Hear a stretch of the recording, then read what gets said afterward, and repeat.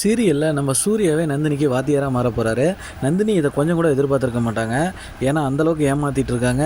இனிமேல் நந்தினியை நம்ம சீக்கிரமாக சிஓ ஆன நந்தினியை சீக்கிரமாக டிகிரி படிக்க வைக்கணும் அப்படின்ற ஒரு முடிவில் நம்ம சூர்யாவே இப்போ வாத்தியாராக மாற போகிறாரு.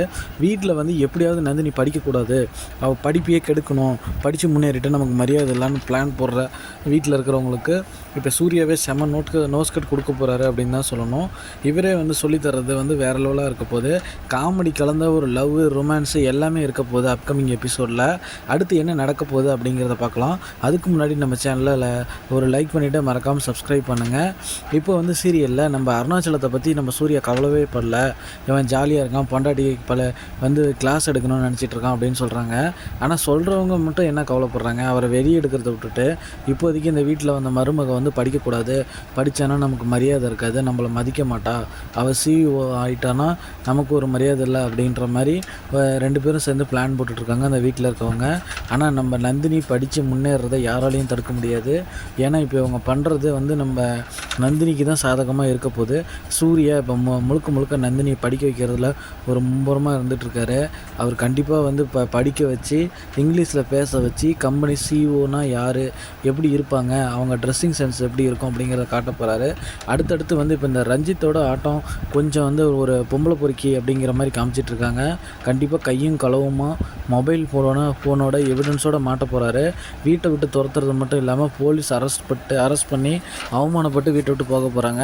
நாளுக்கு நாள் இந்த அரிதாவோட திமிர்த்தனமும் ஓவரான ஆட்டமும் ரொம்ப ஓவராக போயிட்டுருக்கு அப்படின்னு தான் சொல்லணும். இந்த அளவுக்கு ரொம்ப இது பண்ணிகிட்ருக்கு அந்த பொண்ணு. கண்டிப்பாக இதுக்கெல்லாம் சேர்த்து வச்சு கண்டிப்பாக ஒரு பலன் கிடைக்க போகுது. பாவங்க நம்ம கல்யாணம் எந்த தப்புமே பண்ணாமல் சுடுற காப்பியை மூஞ்சில் ஊற்றிட்டாங்க.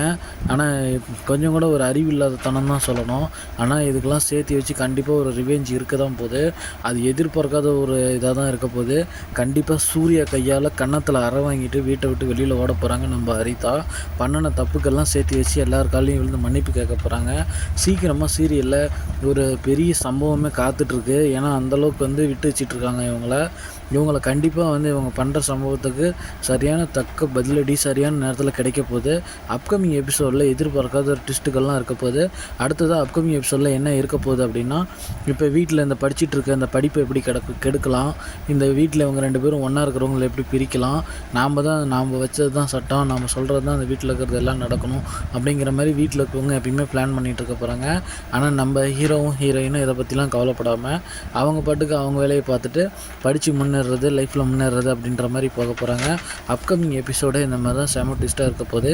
என்ன நடக்க போகுது அப்படிங்கிறத வெயிட் பண்ணி பார்க்கலாம்.